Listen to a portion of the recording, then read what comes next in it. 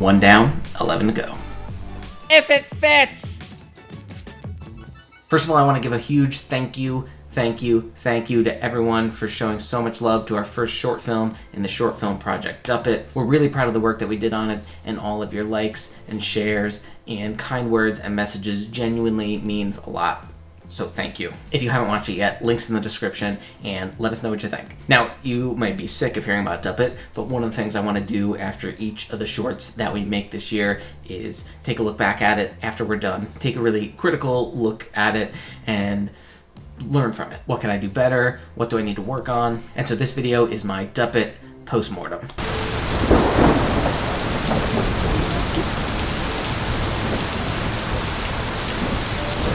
So I'm producing all these shorts, and producing is not something I ever wanted to do.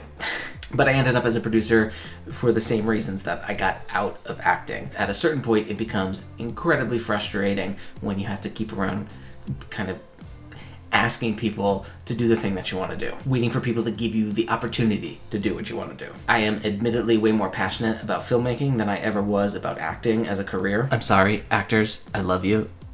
Acting is the worst career. Sometimes it's the best.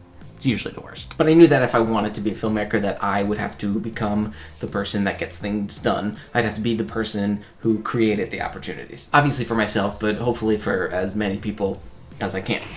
I'm very organized. I have calendars, I have schedules, I have production meeting agendas, timelines, deadlines. Yes. I hate getting on the phone. I hate reaching out to people I don't know. I hate negotiating anything.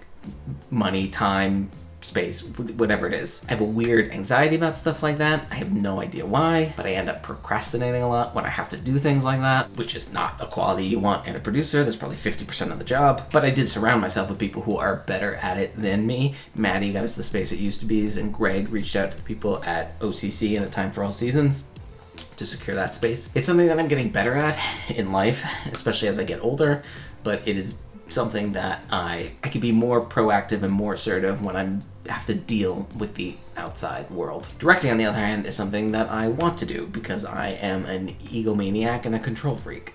I'm kidding.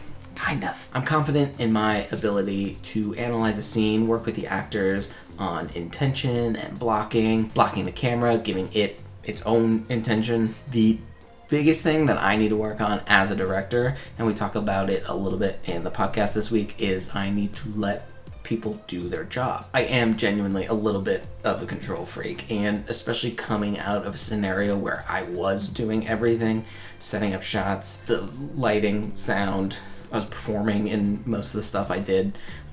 It can be a weird adjustment now that I have people around doing things. But mainly it's because I am a little bit of a control freak, and it's something that I have to absolutely let go of, because when I spend so much time worrying about camera stuff and setting up shots and what it looks like, I'm not spending that time refining performances and working on moments, helping the actors through a scene, or one of the million other things that needs to be done. And when I have someone as a director of photography like Tim, We are white. Yeah.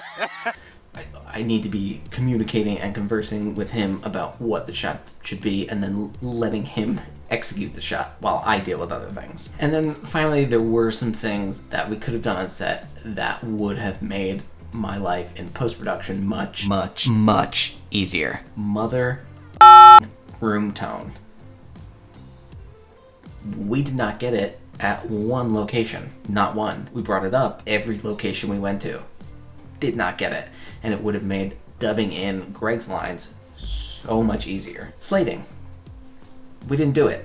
We started doing it in the beginning, and then for some inexplicable reason, we stopped. That would have made syncing and organizing footage in Premiere much easier. And then really the last thing is marketing materials. Having them done or in the process of being done before we actually premiere the short. Things like press kits, IMDb pages, looking for festival submissions. You all did an amazing job pushing Duppet out on social platforms. Again, thank you. Because ultimately we're making these things to be seen by people. And whatever we can do to get it in front of people who might enjoy it, we want to do. We're playing a little bit of catch up now with all that stuff for Duppet, but October, we're going to be ready. And speaking of October, we're already well into pre-production for our, as of right now, titleless October short. Greg is working on the script. Tim has already gone out and did some location scouting, some storyboard test shoot kind of thing, and it looks awesome. If you want to listen to us come up with the actual script for the short in real time, you can listen to this week's Complete Unknowns podcast, where we actually just recorded ourselves having a production meeting and basically went beat for beat and outlined the entire script. Are we kind of alluding to the fact that like that's when her friends have arrived? It is going to be a 5-minute horror film that takes place inside of a car parked in a parking lot of a park.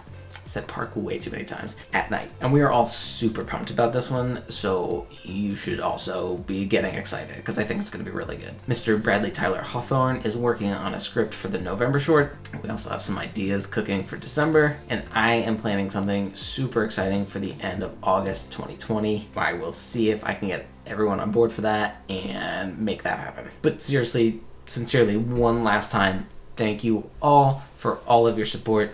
I truly, truly appreciate it, and I will see you next week.